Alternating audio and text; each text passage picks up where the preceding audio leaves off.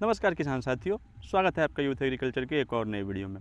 बात करेंगे हम पिया की खेती के बारे में, मटर की खेती के बारे में। लेकिन मटर के किसान को कुछ समस्याओं का सामना करना पड़ता होगा। बहुत सारी ऐसी समस्याएं हैं जो मटर के खेत में आती है अभी के समय में।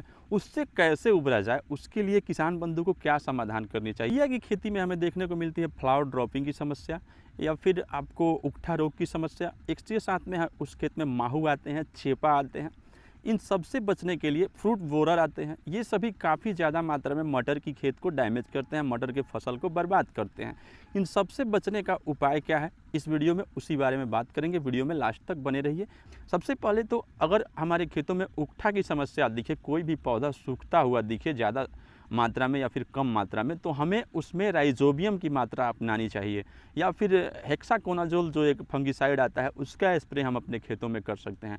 राइजोबियम इसका सबसे अच्छा दवा है। ये जड़ों के वजह से हमारे पौधे सूखते हैं, तो सिंचाई करने से पहले अगर हम राइजोबियम को अपने खेत में डाल करके और उसके पश्चात सिंचाई कर दें तो निश्चित रूप से ये हमारे पौधे स्वस्थ हो जाएंगे। या फिर ट्राइकोडर्मा, उकठा के लिए सबसे बढ़िया ट्राइकोडर्मा और राइजोबियम दो ऐसी दवाएं हैं जो उकठा में बहुत बढ़िया काम करती है।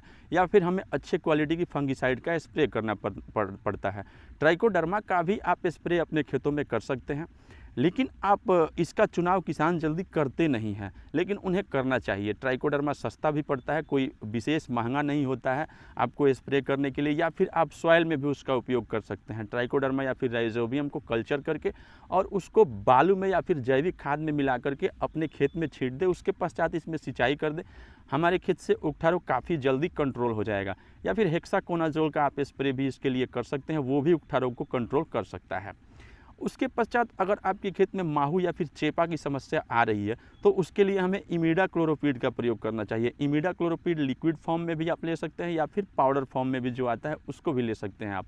इमिडाक्लोरोपीड का स्प्रे कर देने से हमारे खेत से ये समस्याएं दूर हो जाएगी। इसके अलावा अगर छोटे मोटे और भी कोई कीड़े मकोड़े हमारे खेत में को डैमेज कर रहे हैं, फसल को बर्बाद कर रहे हैं, तो वो भी इससे नहीं आएंगे। लेकिन फ्रूट वेधक, अगर फल में कीड़े हैं, फ्रूट बोरर अगर कीट हमारे फसल में लगे हुए हैं, तो उसके लिए हमें इमामेक्टिन बेंजुएट का उपयोग करना चाहिए, जो कि सेवई की दाने की तरह छोटे छोटे होती है।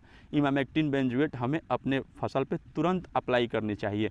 हो सके तो इमामेक्टिन और इमिडा दोनों साथ में मिला करके, अगर आप अपनी मेहनत बचाना चाहते हैं तो दोनों साथ में मिला करके स्प्रे कर दें। फ्लावर ड्रॉपिंग की समस्या, फूल झड़ने की समस्या भी हमारे खेतों में देखने को कभी कभी मिलती है। अगर फूल झड़ने की समस्या हमारे खेत में देखने को मिले, फूल झड़ रहे हो, तो तुरंत हमें इसमें कॉपर ऑक्सीक्लोराइड COC का प्रयोग कर देना चाहिए। कॉपर ऑक्सीक्लोराइड 50% जो कि पाउडर फॉर्म में आता है, उसके स्प्रे कर देने से हमारी खेत के फूल नहीं झड़ेंगे और खेत एकदम हरा भरा रहेगा, पौधा एकदम ताज़ा रहेगा, उसको भरपूर एनर्जी भी मिलेगी। इसके साथ में समय समय पे हमें अपने खेत में माइक्रो न्यूट्रिएंट का स्प्रे करते रहना चाहिए। इससे होगा क्या, अगर जो भी माइक्रो न्यूट्रिएंट की कमी, चाहे वो सूक्ष्म माइक्रो न्यूट्रिएंट हो, प्राइमरी माइक्रो न्यूट्रिएंट हो, जो भी कमी होगी हमारे फसलों में, उसकी भरपाई माइक्रो न्यूट्रिएंट के स्प्रे से होती रहेगी।